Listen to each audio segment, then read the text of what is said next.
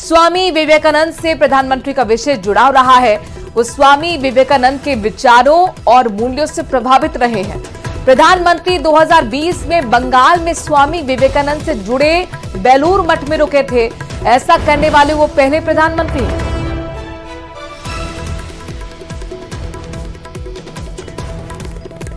लेकिन प्रधानमंत्री के ध्यान लगाने के इस कार्यक्रम में विपक्ष में भी उथल-पुथल मची हुई है। कांग्रेस से लेकर समाजवादी पार्टी, आरजेडी और टीएमसी पीएम के कार्यक्रम को ड्रामा बता रहे हैं और चुनाव आयोग से पीएम के प्रोग्राम के खिलाफ शिकायत भी कर दी गई है।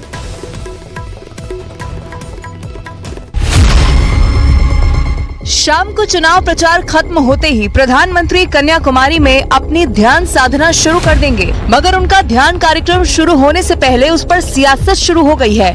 ममता बनर्जी ने तो दो टूक कह दिया कि अगर प्रधानमंत्री का कार्यक्रम टीवी पर दिखाया गया तो वो चुनाव आयोग पहुंच जाएंगी, क्योंकि वो भी पीएम का प्रचार ही होगा।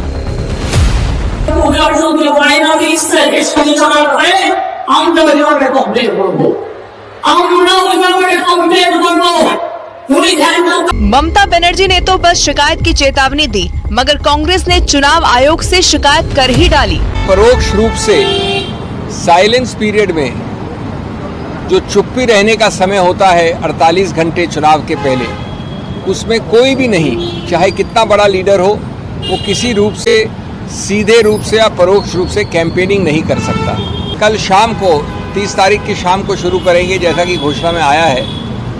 तो ये आवश्यक होना चाहिए प्रतिबंध चुनाव आयोग द्वारा कि इसका प्रसारण न प्रिंट न देखने वाली मीडिया, विजुअल मीडिया के द्वारा प्रतिबंधित होना चाहिए। विपक्ष का कहना है कि अगर पीएम के कार्यक्रम का मीडिया में प्रसारण होता है तो उससे लोग प्रभावित होंगे।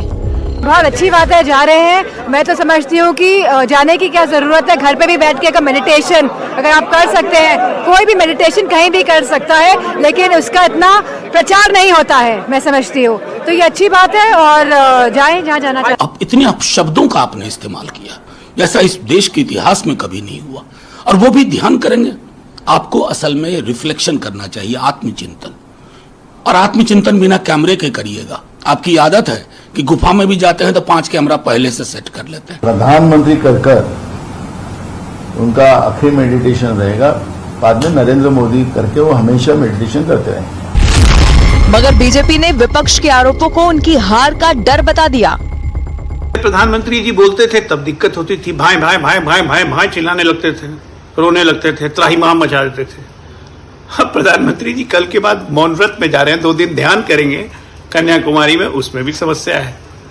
मतलब चुप रहना भी मोदी का इनको अंदर से थर्रा देता है, डरा देता है। चुनावी भाषणों से पहले ही माहौल गरमाया हुआ है और पीएम के ध्यान कार्यक्रम पर बीजेपी और विपक्ष एक बार फिर से आमने सामने आ गए हैं।